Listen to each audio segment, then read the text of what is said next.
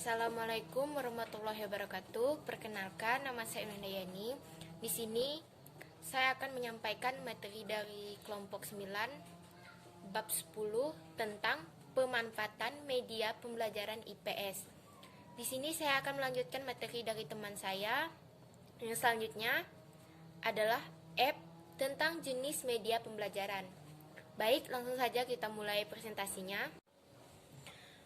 App jenis media pembelajaran. Di sini media pembelajaran yang saya akan bahas ada 5. Yang pertama, media berbasis visual. Yang kedua, media berbasis audio visual.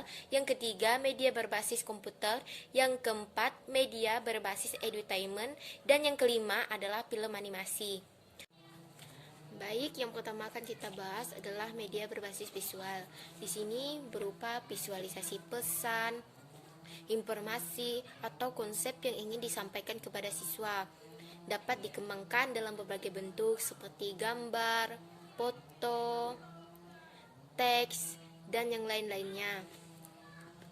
Selanjutnya, unsur-unsur visual yang harus dipertimbangkan menurut Kusnadi dan Sucipto 2011.104 sebagai berikut. Yang pertama adalah kesederhanaan. Kesederhanaan mengacu pada jumlah elemen yang terkandung dalam suatu visualisasi. Jadi untuk kesederhanaannya seperti misalnya diisi dengan 15-20 kata saja dalam foto atau gambar yang kita buat. Huruf yang kita gunakan menggunakan huruf yang sederhana saja. Yang selanjutnya adalah keterpaduan. Keterpaduan di sini mengacu pada hubungan yang terdapat di antara elemen-elemen visual. Ketika diamati akan berfungsi secara bersama-sama. Misalnya tadi di foto ada gambar dan ada tulisan. Tulisan dan gambar itu harus terkait agar sesuai dengan visualisasi yang akan kita buat. Yang selanjutnya adalah penekanan. Penekanan di sini merupakan penyajian visual yang dirancang sesederhana mungkin, namun seringkali konsep yang disajikan memerlukan penekanan terhadap salah satu unsur yang akan menjadi pusat perhatian pada siswa. Misal di sini penekanan kita akan memberikan penekanan pada sebuah foto atau gambar. Misalnya tempat di sekitarku yang akan kita tekankan, misalnya rumah, toko, atau pasar, kita beri warna yang mencolok. Selanjutnya adalah keseimbangan. Keseimbangan di sini adalah bentuk atau pola yang dipilih sebaliknya menempati ruang penayangan yang memberikan persepsi keseimbangan meskipun tidak seluruhnya simetris. Keseimbangan di sini misalnya yang di tempat di sekitarku kan ada rumah, toko atau pasar. Seimbangkan, misal di rumahnya ada apa, di luarnya ada kursi, dan di pasar ada tempat sayur. Sesuaikan dengan visualisasi yang akan kita buat. Selanjutnya adalah bentuk. Di sini bentuk yang aneh atau asing bagi siswa dapat membangkitkan minat dan perhatian. Yang selanjutnya adalah warna. Warna yang digunakan untuk memberikan kesan pemisahan atau penekanan atau untuk membangun keterpaduan. Misalnya di foto di tempat sekitar ada rumah, pasar, dan toko. Kita beri warna yang sesuai. Misalnya rumah bisa terserah kita sesuai keinginan kita. Misalnya toko kita buat putih merah seperti Alfamart. Pasar kita buat warna yang biasa untuk pasar. Yang selanjutnya adalah garis. Di sini digunakan untuk menghubungkan unsur-unsur sehingga dapat menuntun perhatian siswa untuk mempelajari suatu urutan-urutan khusus. Misalnya pada foto tempat sekitar tadi, kita buat pemisah antara rumah, toko, dan pasar. Pasti di situ ada sebuah bentuk garis, misalnya pembatas jalan, pembatas tanda, dan yang lain-lainnya. Selanjutnya adalah tekstur. Adalah Unsur visual yang dapat menimbulkan kesan kasar atau halus. Tekstur dapat digunakan untuk penekanan suatu unsur seperti halnya warna. Oke, yang selanjutnya adalah dua media berbasis audiovisual. Media audiovisual merupakan bentuk media pembelajaran yang murah dan terjangkau. Contohnya seperti film, video, atau acara TV. Yang selanjutnya adalah materi audiovisual bisa digunakan untuk keperluan. Yang pertama, mengatur dan mempersiapkan diskusi dan debat dengan mengungkapkan pendapat-pendapat para ahli yang berbeda jauh dari lokasi. Misalnya pendapat para ahli di buku. Kita tidak harus menanya langsung kepada para ahli, kan itu tidak mungkin. Yang selanjutnya adalah mengembangkan keterampilan mendengarkan dan mengevaluasi apa yang telah didengar. Misalnya pada sebuah film, kita mendengarkan, setelah itu kita mengevaluasi hasil dari film yang telah kita tonton dan kita dengar. Yang selanjutnya adalah menjadikan model yang akan ditiru oleh siswa. Yang keempat adalah menyiapkan variasi yang menarik dan perubahan tingkat kecepatan belajar, mengenal suatu pokok bahasan atau suatu masalah. Seperti pada di film. Difilmkan di situ, dalam film ada suatu masalah yang harus diselesaikan. Itu bisa mengacu pada kecepatan belajar siswa, bisa langsung memecahkan masalahnya. Yang selanjutnya adalah 3 media berbasis komputer. Kemajuan pada komputer memberikan beberapa kelebihan untuk kegiatan produksi audiovisual. Ditambah dengan teknologi, jaringan, dan internet, komputer seakan menjadi primadona dalam kegiatan pelajaran. Yang selanjutnya, di balik andalan komputer sebagai media pembelajaran, terdapat beberapa persoalan yang sebaiknya menjadi bahan pertimbangan awal bagi pengelolaan pengajaran berbasis komputer. Yang pertama, perangkat keras dan lunak yang mahal dan cepat ketinggalan zaman. Yang kedua adalah teknologi yang sangat cepat berubah, sangat memungkinkan perangkat yang dibeli saat ini beberapa tahun kemudian akan ketinggalan zaman. Yang ketiga, pembuatan program yang rumit serta dalam pengoperasian awal perlu pendampingan guna menjelaskan penggunaannya, apalagi kepada siswa SD. Ini akan menjadi kesulitan tersendiri untuk para gurunya.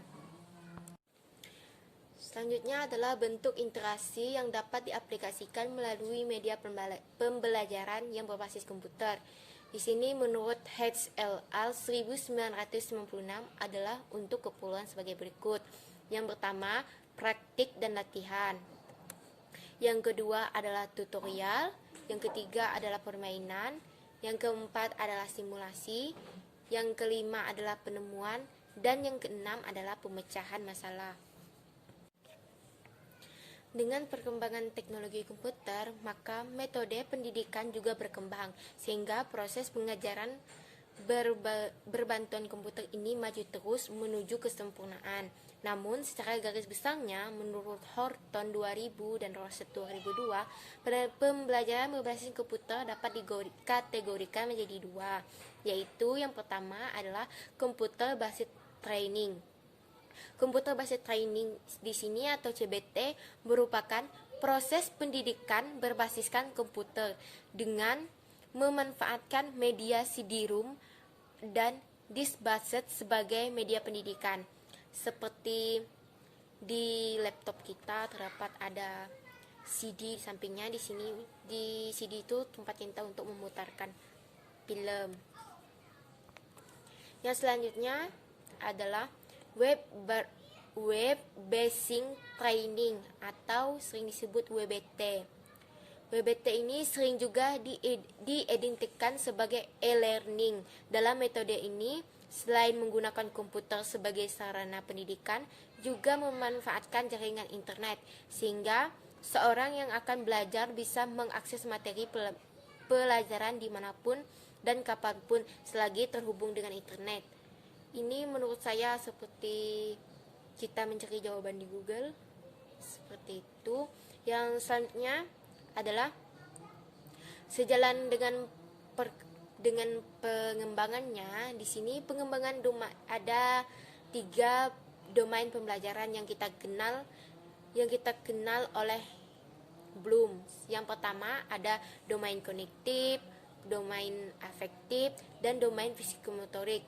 Maka dari ketiga itu, pemakaian komputer dalam kegiatan pembelajaran mempunyai 3 tujuan yang berkaitan dengan 3 domain tersebut. Yang pertama adalah tujuan kognitif, yang digunakan untuk komputer dapat mengajarkan konsep-konsep, aturan, prinsip, langkah-langkah, proses, dan kalkulasi yang kompleks. Di sini tujuan kognitif ini untuk mengisi suatu jalan yang kita gunakan. Misalnya di film, kita membuat dengan konsepnya dulu, aturannya, prinsip, langkah-langkah, sehingga menjadi sebuah film. Yang selanjutnya, yang kedua adalah tujuan psikomotorik, dengan bentuk belajar yang dikemas dalam bentuk games dan disimulasikan sangat bagus, digunakan untuk menciptakan kondisi dunia kerja. Untuk tujuan psikomotoriknya lebih untuk ke dunia kerja, tapi untuk siswa SD-nya bisa berbentuk games, bisa kita gunakan. Selanjutnya adalah tujuan efektif. Di sini tujuan efektif bila program didesain secara tepat dengan memberikan potongan klip suara atau video yang isinya menggunakan perasaan. Pembelajaran sikap efektif pun dapat diaktifkan dengan menggunakan media. Di sini tujuan efektifnya pada saat kita menggunakan medianya. Yang selanjutnya adalah 4 media berbasis edutainment. Pemanfaatan media pembelajaran yang berbasis edutainment ini masih berbasis komputer dalam pendesainannya. Contoh media berbasis edutainment adalah TV dan video instruksional. Yang selanjutnya adalah edutainment, media pembelajaran yang sekiranya sesuai dengan era teknologi informasi adalah media berbasis edutainment ini yang menghubungkan prinsip hiburan dengan pendidikan. Yang selanjutnya, edutainment ini dirancang khusus untuk tujuan pendidikan yang penyajiannya diramu dengan unsur-unsur hiburan sesuai dengan materinya. Gambar dan suara yang muncul membuat siswa tidak cepat bosan, sebaliknya justru merangsang untuk mengetahui lebih jauh lagi. Dan yang selanjutnya adalah media berbasis edutainment ini tidak menutup kemungkinan untuk didesain untuk siswa yang kurang aktif di kelas dengan memberikan simulasi yang bermakna serta interaktivitas media yang baik. Dan melalui program ini, siswa diharapkan dapat membuat persamaan sendiri dan menetapkan variabel yang digunakan sehingga muncullah penyelesaian dari persamaan yang dibuat oleh siswa tersebut. Media berbasis edutainment ini juga diharapkan sesuai dengan karakteristik siswa seperti tingkat kepandaian, kematangan, serta penguasaan materi persyaratan sehingga mampu mengantarkan siswa untuk menguasai kompetisi-kompetisi dasar pada pembelajaran. Media berbasis edutainment ini juga diharapkan sesuai dengan karakteristik siswa seperti tingkat kepandaian, kematangan, serta penguasaan materi masyarakat sehingga mampu mengantarkan siswa untuk menguasai keterampilan kompetisi dasar yang ada. Selanjutnya, media berbasis edutainment ini yang dibuat diharapkan mampu meningkatkan kemampuan siswa belajar mandiri dan memecahkan masalah. Contohnya media berbasis edutainment ini di TV. Ada kisah Si Bolang Bocah Petualangan. Di Si Bolang Bocah Petualangan ini kita bisa mengambil manfaat, pengetahuan yang diceritakan pada cerita Si Bolang tersebut. Yang terakhir di sini adalah film animasi. Film animasi adalah salah satu contoh dari media video audio yang secara umum film animasi ini didefinisikan sebagai gambar-gambar yang muncul dan bergerak. Di sini ada dua pendapat tentang film animasi tersebut. Yang pertama ada Harrison dan Hummel pada tahun 2010.20. Mereka mendefinisikan film animasi sebagai tampilan cepat dari urutan gambar statis yang menciptakan ilusi gerak. Yang selanjutnya menurut Brown et al. Pada tahun 1977.232, dia mengistilahkan sebagai film yang disusun melalui kumpulan gambar-gambar yang menghasilkan ilusi gerak ketika diproyeksi. Yang selanjutnya di sini Broad al. 1997-224 menjelaskan juga beberapa kelebihan khusus dari penggunaan film animasi ini. Yang pertama, dapat membantu membatasi hambatan fisik tertentu pada siswa. Yang kedua, menghadirkan berbagai peristiwa dalam kontinuitas untuk pengalaman visual khusus dalam rangka pemahaman yang lebih mendalam. Yang selanjutnya adalah menghilangkan hambatan intelektual untuk belajar. Yang keempat, mengimbangi perbedaan latar belakang antara siswa di kelas. Yang selanjutnya adalah memungkinkan siswa untuk menciptakan tindakan nyata atau membayangkan suatu kejadian atau proses yang terjadi pada film animasi tersebut. Dan yang terakhir, berguna untuk mengevaluasi pengetahuan siswa atau kemampuan analisis mereka dalam kegiatan materi tertentu. Oke, yang selanjutnya adalah penggunaan film animasi sebagai media relevan dengan model pemrosesan informasi yang menurut Gagne dalam Dahar pada tahun 1996 terbagi atas beberapa fase. Yang pertama adalah fase motivasi, di mana fase motivasi ini merupakan dorongan mental pada siswa. Yang selanjutnya adalah fase pengenalan. Fase pengenalan ini dilakukan untuk pengenalan pada materi pelajaran. Selanjutnya adalah fase perolehan. Adalah proses memahami materi. Yang selanjutnya adalah fase retensi. Fase retensi ini adalah kemampuan untuk mengingat materi. Yang selanjutnya adalah fase pemanggilan. Pada proses fase pemanggilan ini, materi yang sebelumnya diingatkan lagi kepada siswa agar tidak lupa akan materi yang telah disampaikan. Yang selanjutnya ada fase transfer. Fase transfer ini adalah pemindahan atau pengalihan hasil belajar. Misalnya, materi yang sudah diingatkan mereka diberi dengan tugas atau soal oleh guru. Di situ mereka mentransfernya dalam bentuk teks tertulis maupun lisan. Yang selanjutnya adalah pemberian respon. Di sini pemberian respon pada saat siswa mengingat materi, guru memberi pertanyaan. Dari pertanyaan tersebut, siswa merespon dengan menjawab pertanyaan tersebut. Sampai pada ke fase reinformasi. Di sini fase terakhir yang ditempuh oleh siswa. Misalnya melakukan pada tes lisan maupun tes tertulis. Ini nanti akan menentukan apakah mereka mengingat materi atau sekedar mereka lihat. Dari pernyataan penggunaan film animasi menurut Gagne, hal ini film animasi juga diperkuat dengan penguatan dari Harrison dan Hummel pada tahun 2010.221-22. Mereka menyatakan bahwa film animasi mampu memperkaya pengalaman dan kompetisi siswa pada beragam materi ajar. Selanjutnya di sini Hegeti juga menjelaskan bahwa dengan perkembangan teknologi dewasa ini, film animasi mampu menyediakan tampilan-tampilan visual yang lebih kuat dari berbagai fenomena dan informasi-informasi abstrak yang sangat berperan untuk meningkatkan kemampuan siswa.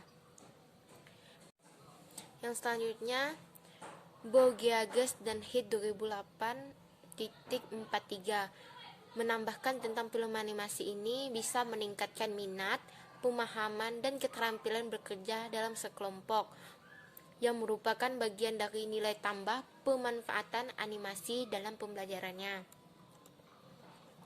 Yang selanjutnya adalah menurut Agina lagi pada tahun 2003 Titik 2, 1 sampai 4 menjelaskan lebih perinci lagi mengenai pemanfaatan film animasi dalam kegiatan pembelajaran di kelas, yakni yang pertama dengan meningkatkan keterampilan dan kemampuan siswa pada sejumlah aspek.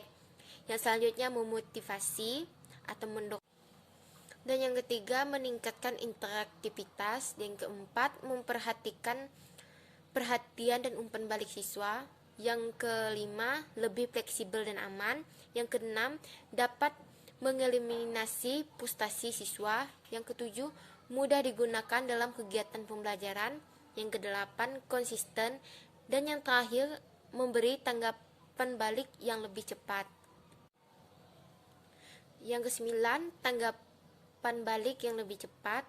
Yang ke-10, menarik dan memperhatikan minat siswa selama dalam pembelajaran.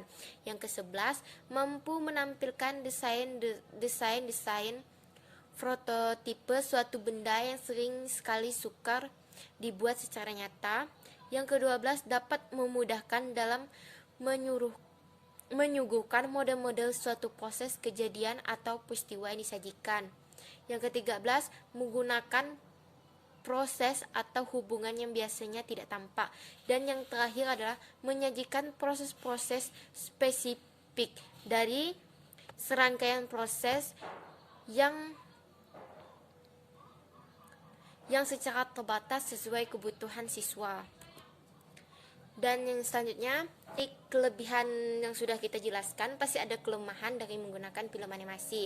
Misalnya, memerlukan waktu yang lama dalam pembuatan sebuah film animasi dari proses perancangan hingga selesai dibuat dan digunakan. Selain itu, pembuatan film animasi menggunakan dana yang tidak sedikit, sehingga berdampak pada pemborosan biaya yang mengakibatkan munculnya sentimen negatif dalam aplikasinya pada kegiatan pembelajaran. Juga tidak menutup kemungkinan nanti munculnya kesalahan dalam perancangan alur cerita, sehingga memungkinkan terjadinya miskonsepsi bagi siswa. Selanjutnya ada lagi pendapat menurut Mars 1987.277 yang menyoroti aspek keterampilan guru sebagai faktor sentral dalam perancangan film animasi untuk kegiatan pembelajaran di kelas. Di sini ketika guru yang tidak memiliki kompetisi yang memadai, kemungkinan pemanfaatan film animasi yang keliru baik dalam proses pembuatan maupun aplikasinya dalam pembelajaran akan mungkin terjadi, sehingga berdampak pada optimalnya hasil belajar itu sendiri. Agenda 2003.4 juga menguraikan faktor-faktor lainnya yang menjadi kelemahan dari pemanfaatan film animasi dalam kegiatan pelajaran, yakni yang pertama, hilangnya informasi-informasi dari prosedur nyata atas suatu kejadian, misalnya terpotong suatu kejadian yang nyatanya. Yang selanjutnya adalah seringkali cukup sulit dalam menyesuaikan dengan kurikulum sekolah. Yang terakhir, memunculkan ketidakseimbangan pencapaian hasil belajar yang maksimal secara merata pada siswa, terutama yang memiliki keterbatasan fisik dan tidak mampu memanfaatkan media tersebut secara maksimal pula. Itu tadi penyampaian jenis media pembelajaran dari saya. Kurang dan lebih penyampaian pada materi saya mohon maaf. Terima kasih. Wassalamualaikum warahmatullahi wabarakatuh. Sampai jumpa.